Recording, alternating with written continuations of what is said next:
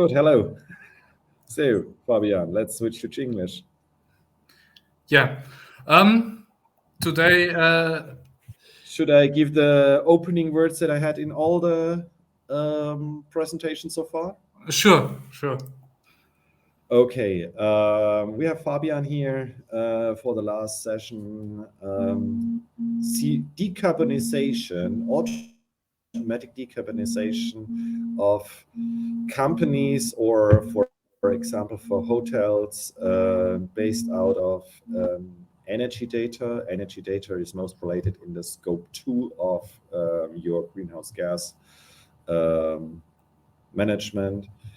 However, that's nice. That's a theoretical thing that works with Excel. But energy data is not in Excel. It's in systems like OpenEMS. Fabian will tell us a few things more. Fabian, thanks to having you on board, and thanks for doing the presentation today. Again, you have around 20 minutes. Please don't hesitate to ask your questions in the chat tool, and we will put your question on stage after Fabian finished. Fabian, it's yours. Yeah. Thank you, Thorsten, and to all the viewers. Welcome to my presentation on how to compensate CO2 with OpenEMS. As Thorsten already mentioned, my name is Fabian Schwarzbeck, and I'm working for the STROMDAO as a project manager and developer. So let's get started.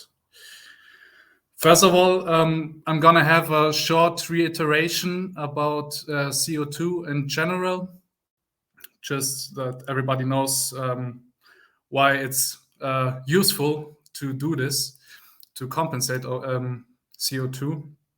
And yeah, I start with the question, what is CO2 and why is it bad to emit it? CO2 stands for carbon dioxide, which is a greenhouse gas. And the problem with this greenhouse gas is that it's only reduced by natural carbon sinks. Natural carbon sinks are processes found in nature. Mainly, it's done by plants, trees, etc., which are reducing the CO2 by photosynthesis. And why is it bad to emit it? Because the CO2 emissions are too high in general, which leads to extreme weather conditions and global warming. So why is CO2 compensation necessary? As you see on the right picture, which shows the carbon dioxide emissions from global fossil fuel combustion and industrial processes from 750 to 2020, it's rising steadily, or not steadily, but onto very extreme values. The emissions quadrupled from 1950 until today, and it's still rising. The CO2 compensation is badly needed because the natural carbon sinks are not anymore able to handle these CO2 emissions. And with the year 2020, we already have 35 billion metric tons of CO2 emissions, and it's still rising. This is a huge problem for the planet Earth and everyone who is living on it. So, but let's get to the point of my presentation. No, sorry. And because this is a big problem for all inhabitants of the Earth, the Paris Agreement said that we have a main target as humanity. The main target is to restrict the global warming to 1.5 degree at maximum, and the minimum is 1.7 degree Celsius. There are different approaches to reach this goal. One of this approach is negative emissions. Negative emissions are processes which are able to filter out or reduce the CO2 in the atmosphere. The problem with these negative emissions is that they're just too expensive to use them productively. Another approach or another approaches are offsetting or compensating CO2. If you offset or compensate CO2, you get a CO2 certificate for it. Offsetting means that somebody else is saving the compensation which you are saving the emission which you are doing. For example, you buy a certificate of 50 kilograms CO2 offset. Somebody else on this planet will save them. The other thing is the compensation, which is usually planting trees or something else to boost the natural carbon sinks. And today, or right now, I will show you how to enable OpenEMS to offset and compensate CO2 emissions. This is also done in accordance with the requirements of ISO 14064, which is an international standard, and this standard is also used for CO2 accounting and can be used for organizations or companies to pass CO2 audits. So let's get started. I've prepared two use cases for OpenEMS-based compensation. The first is the user-oriented compensation, and the second one is the company-oriented compensation. For the user-oriented compensation, the user will have a small widget, which you can see here on the right side of the screen as a screenshot, and use this widget to compensate his own emissions. The second use case, the company-oriented compensation, is a small guide for companies on how to use OpenEMS for their OpenEMS customers. For example, a company which is providing a backend, and everyone connected to this backend could be made electricity-wise or OpenEMS data-wise CO2 neutral. For the user-oriented compensation, I created a small framework which can be implemented into OpenEMS. This small framework allows users to compensate their own CO2 footprint. This is not necessarily linked to their OpenEMS data, but because it's only a small framework, it could be further developed to really take the OpenEMS energy data and compensate automatically all the data that OpenEMS is providing. Also, it's supported by an easy-to-use REST API, and the small framework can be found under the link down here below under the GitHub logo. As I said, it's only a small framework which provides basically the widget in the front end. You could think of more complex solutions because OpenEMS is a really advanced system. For example, it's easily possible to create a CO2 edge component, which is gathering all kinds of data and presenting it to the user. But for this use case, I just created the widget, which is already enough to compensate CO2. So let's get started with creating the widget. First of all, we have to create an empty widget. In the top right or upper right on the screen, you can see the folder structure and the data structure for a regular widget. Two folders, the main folder for the flat widget, which you have seen a few slides before, with two files, compensation component HTML and the class, the compensation component.ts, and the modal folder with the modal files. If you click on the flat widget or on the compensation folder, which is provided by then on the monitoring, the modal component will pop up. Creating a widget, usually I do it by copying a widget which is already provided and removing the specific widget data so that I can use this folder structure and file structure as a template. Second step is to tell OpenEMS that there's a new widget, that it's shown in the UI. And this is done by opening the widget class, which is provided by OpenEMS, and tell OpenEMS in this widget class that the compensation widget is existing. For example, in the screenshot in the middle, in the switch case statement, there's this case compensation, which is always returning true. This is because I thought that it's necessary that it's always be shown because it's, as I said before, not linked to any data. And at last, you have to add your widget to the live component and live module. To the live component, you can see the process on the lowest, or the screenshot at the bottom, where you take the selector of the compensation component and put it in the HTML file behind a ng switch case. And lastly, you have to add it to the live module.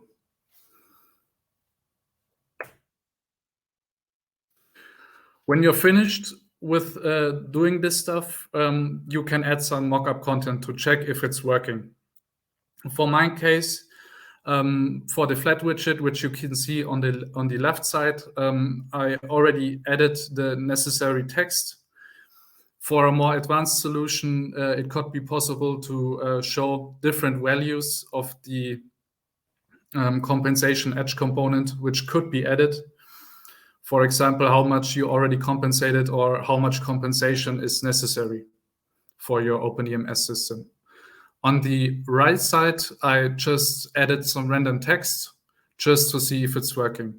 Also, on the right side, you can see the modal component, which appears when you click on the flat widget, which is shown on the left side. The HTML structure is provided by the old widget, which I copied to use it as a template. So to let OpenEMS compensate your CO2 emissions, we have to use an API. For this case, we are using the API from CO2offset.io. You can see the URL at the top left.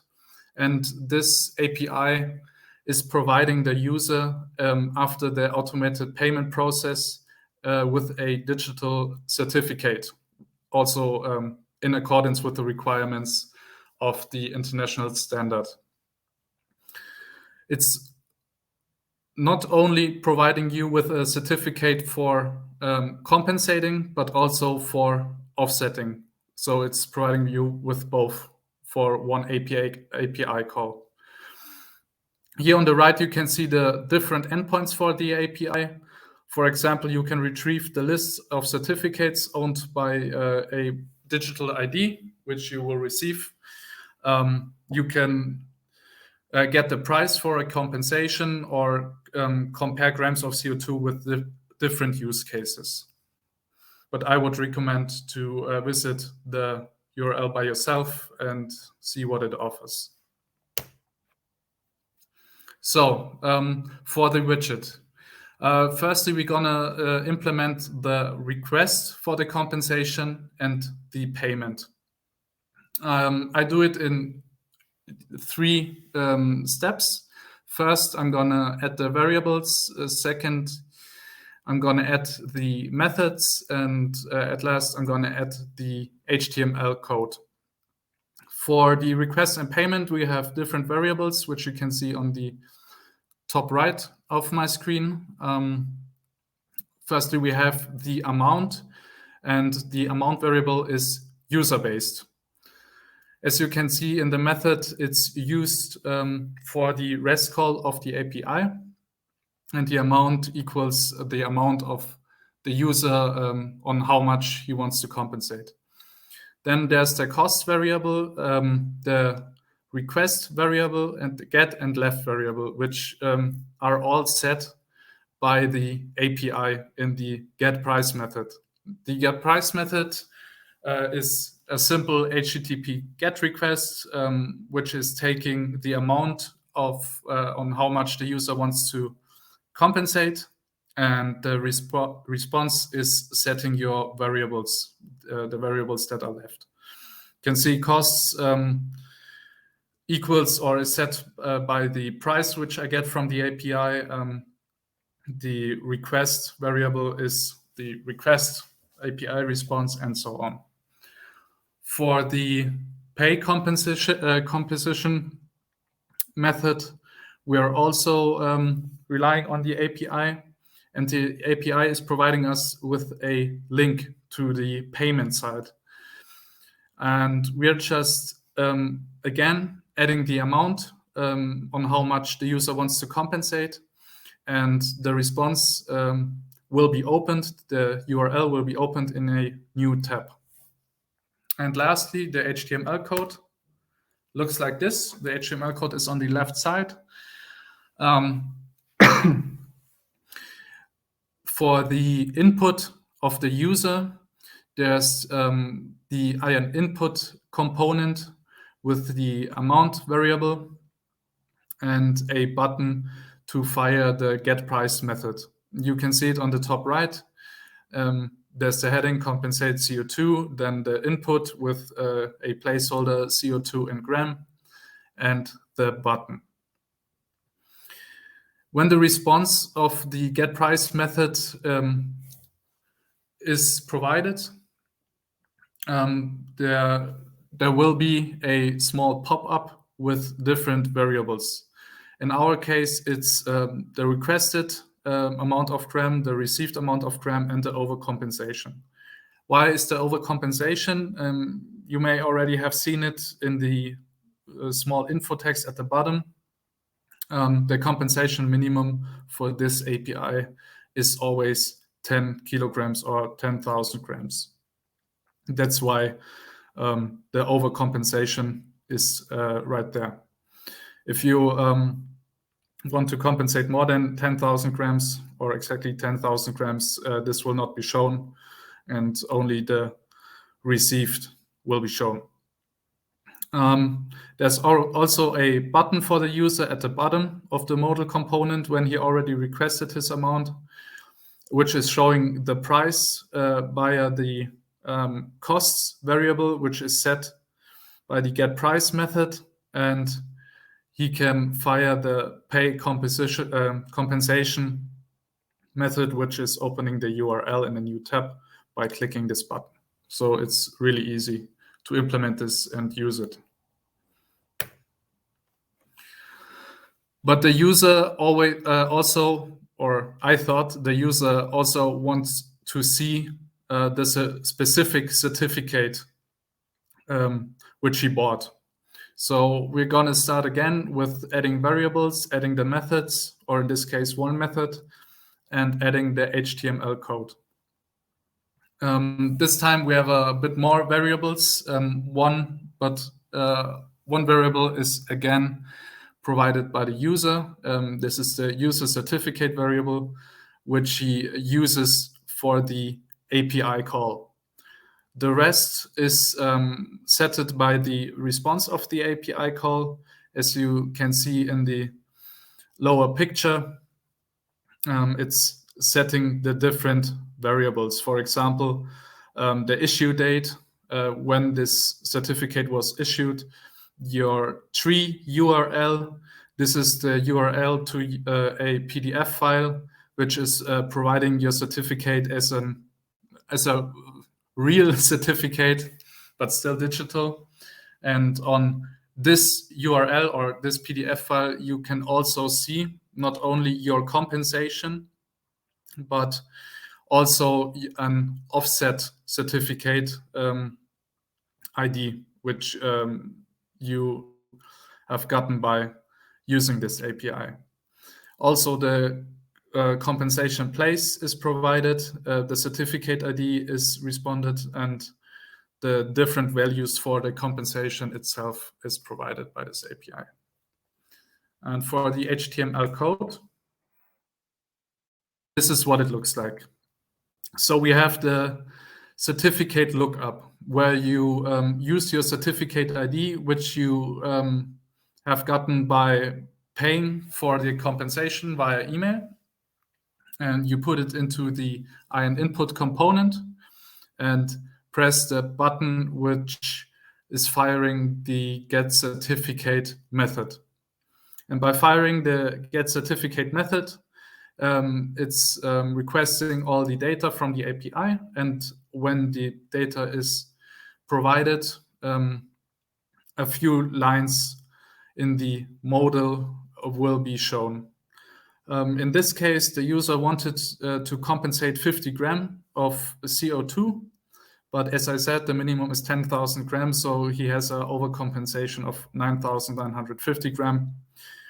And yeah, you can also see the rest, the certificate document, which is showing you the PDF file, the place of compensation, the plant partner who is responsible for planting the trees, and the issuing date. And yeah, these lines will only be shown if the response is valid from the API. So as I said, we have two different use cases. The second use case is the company-oriented compensation for companies which are providing a backend and having customers which are using OpenEMS, which are connected to the company's backend. For the company-oriented compensation, it's making a lot of sense to have account-based compensation to let the company's customers become CO neutral in electricity-wise or OpenEMS data-wise. And there's a provider for this kind of compensation called Rapid API. I also put you a link down below as a tiny URL. And when you're signing up to Rapid API, an account-based compensation is provided. And also you have free use of 1 kg CO2 1 kg of CO2 per month. And for the specific use case or for the specific process to let your customers become CO neutral, this is divided in four simple steps. First of all, you need to know how much CO2 is emitted by the customers when he's purchasing electricity. There are two different kinds of electricity purchase. Firstly, the green electricity purchase, which equals, after the German Strommix, about 35 grams of CO2 per kilowatt hour, and the ordinary electricity purchase, which equals about 485 grams of CO2 per kilowatt hour. So that's why I said it would make sense to create an edge component where the user can pick the kind of electricity purchase he has. For the second step, you need to get the amount of grid buy from the user for a fixed interval. The fixed interval is there for regularly getting the grid buy data and staying CO2 neutral for long term. In step 3, step 1 and 2 are combined, and you need to calculate as a company the amount of emitted CO2. This is by multiplying the grid buy data with the CO2 factor, I would call it. And lastly, the company needs to use the Rapid API endpoint and compensate the amount of CO2 in this fixed interval, which he guessed in step 2. And when you follow these 4 simple steps as a company, your customers will become electricity-wise CO2 neutral. For us as a STROMDAO, you can see it on the top right of the screen, we are already CO2 neutral, not only with our OpenEMS usage, but as a whole company. So all processes are built in our CO2 accounting. CO2 accounting, we are also providing a small app for CO2 accounting, which you can find on AppSumo. Just Google for it or click on the logo when you download the presentation afterwards. And also I provided you again the 2 links for the small GitHub repository containing the widget for OpenEMS and the endpoint on Rapid API for the company-oriented compensation. Yeah, that's it for my presentation. If you have, I don't know, do we still have time, Thorsten? So you're actually right at the end of the slot.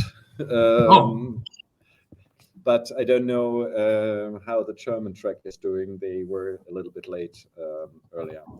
Thank you, Fabian. There was actually one question in the Q&A section that I think we can answer quite quickly with a no. But let me ask that question. Does this mean you get paid for the CO2 you emit? No, you have to pay. You don't have to say anything more. You usually have to pay. However, you try to reduce the amount you have to pay. This solution helps to get the amount that you emit that you're accountable for lower, and helps to make you CO2 neutral, as to be carbon neutral is for most of the procurement, especially if you're working with larger organizations, the big enterprises. Out of 500 Fortune 500 companies, 495 require you to be CO2 neutral if you want to sell something to them. That are the large companies. However, it goes down and down, and the small and medium business is more and more asking to become CO2 neutral and to show that too. And where, if not directly in the source code, you have the data to do that. Everything you do afterwards with filling out Excel sheets and doing something then, and it's a manual task, which is not, and OpenEMS provides, at least for the scope 2 emissions, already the data. And if you build in the emissions there, you don't have to care anymore about your scope 2 emissions. Sorry for answering the questions, Fabian. No problem. Directly. I see you all, hopefully, in a few seconds in the closing session with Stefan. Yeah, let's see you there in a few seconds. Bye-bye. Bye.